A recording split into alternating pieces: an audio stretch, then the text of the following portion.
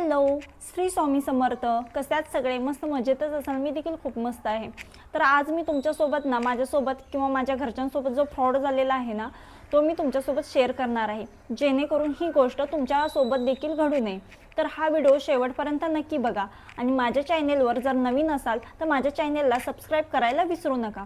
तर आता सध्या ना यात्रेचा सीझन चालू झालेला आहे, त्यामुळे आम्हाला गावी जायचं होतं आणि घराचं पण आमचं काम चालू आहे. म्हणून माझ्या मिस्टरांनी 5 तारखेचं तिकीट बुकिंग केलं होतं.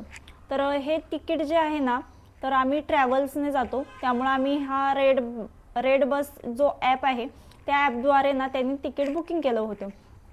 तर त्यांनी 5, 6, 7, 8 अशी सुट्टी काढली होती, त्यामुळे आम्हाला 4 तारखेला संध्याकाळी बसायचं होतं गाडीला. तर 4 तारखेचं तिकीट काढलं होतं, सॉरी.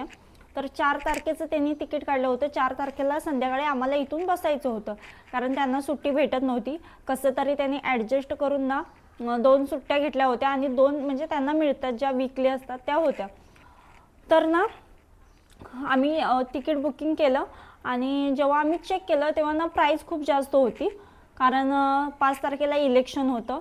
त्यामुळं त्यांनी ना रेड बसवाल्यांनी ना पूर्ण तिकीट आहे ना ते पूर्ण वाढवलेलं, म्हणजे एक सीट काहीतरी 2200, 2100, 3000 असं केलं होतं.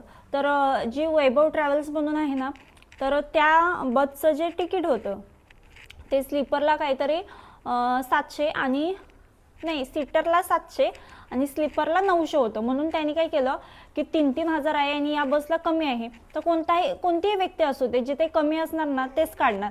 तर आम्ही पण वैभवचं 900 रुपयेमध्ये स्लीपर होतं म्हणून 2 स्लीपर अशा 1800 रुपयेचं तिकीट बुकिंग केलं.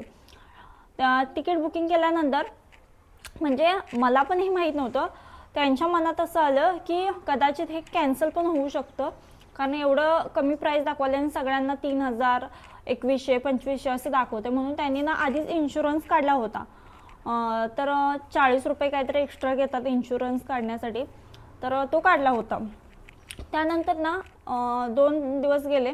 2 दिवसानंतर ते मला बोलले की आरती आपलं तिकीट कॅन्सल झालं आहे. मी बोलले काय, मग करायचं काय आता. त्याने तिकीट आपलं होतं ते कॅन्सल केलं अचानक, आणि दुसऱ्या बस होत्या ना त्या पण त्या दिवसाच्या फुल्ल झाल्या होत्या. तर आता अचानक करणार काय. तर माझा हाच प्रश्न आहे, जर त्या दिवशी आता आम्ही 4 तारखेला आम्ही तिकीट काढलं होतं, 4 तारखेला संध्याकाळी आम्हाला बसायचं होतं. जर समजा तुमच्यापैकी कुणीतरी म्हणजे 5 तारखेला तुमचा एखादा कोणता तरी फंक्शन असेल किंवा कुणाचं लग्न असेल किंवा काहीतरी कार्यक्रम असेल किंवा कोणाचा काही प्रॉब्लेम घरी झालेला असेल, त्यावेळी जर तुम्हाला अचानक तुम्हाला जायचंच असेल, काही करून कुठल्याही परिस्थितीत तुम्हाला गावी जायचं आहे आणि तुम्ही तिकीट आहे ते ऑलरेडी काढून ठेवले त्या तारखेचं, आणि ह्या लोकांनी जर अचानक असं कॅन्सल केलं तर त्या व्यक्तीने, समोरच्या व्यक्तीने काय करायचं हे तुम्ही मला नक्की सांगा.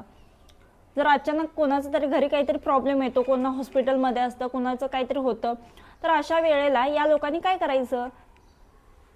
म्हणजे ही लोक 4 पैशासाठी एखाद्याचं म्हणजे वेळ वाया घालवतात. त्यानंतर म्हणजे आता मी काही सांगूच शकत नाही. तर ना 4 पैसा, जर यांना त्या दिवशी ही बस न्यायचीच नसते किंवा एवढ्या प्राईजमध्ये त्यांना ती सीट द्यायचीच नसते, तर तिथे तुम्ही टाकत जाऊ नका ना. 900 रुपयाला ही स्लीपर आहे, 800 रुपये 700 रुपयाला ही सीट अवेलेबल आहे.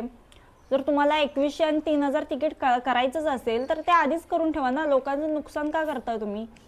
तर अशा प्रकारे ना म्हणजे आमच्यासोबत म्हणजे फ्रॉड झालाच सोडा, पण आम्ही इन्शुरन्स काढल्यामुळे आमचे पैसे आम्हाला रिटर्न भेटले सोडा, आणि 600 रुपये आम्हाला एक्स्ट्रा भेटले. म्हणजे पर सीट आम्हाला 300 रुपये असे, हे 600 आणि ते 1800 असे मिळून आमचे 2400 रुपये आम्हाला रिटर्न भेटले. पण हा फ्रॉड ना तुमच्यासोबत घडू नये यासाठी तुम्ही नक्की काळजी घ्या. आणि तुम्ही जर म्हणजे तुमचे मित्र वगैरे किंवा नातेवाईक जर रेड बसवरून तिकीट काढत असतील ना, आणि जेव्हा एखादा सीझन चालू असेल म्हणजे मे महिना असेल किंवा एखादा काहीतरी सण असेल, यावेळी ना हे लोक असेच करतात कायम दरवेळी, की तिकीट काढलं ना यांना जर प्राईस वाढवायची असेल आणि आम्ही जर कमी प्राईसमधलं जर तिकीट काढलेलं असेल ना तर हे डायरेक्ट तिकीट कॅन्सल करतात. कोणतंही रिझन देत नाही, काही देत नाही, त्यांना काहीच देणं घेणं नसतं. त्यामुळे ह्या फ्रॉडपासून ना तुम्ही नक्की काळजी घ्या आणि सावध राहा, कारण आम्ही यातून खूप अनुभव घेतलेला आहे, शिकलेलो आहोत. कारण आमची यात्रा ही 7 तारखेला होती, त्यामुळे आम्ही कसं तरी आता 5 तारखेचं तिकीट काढलेलं आहे.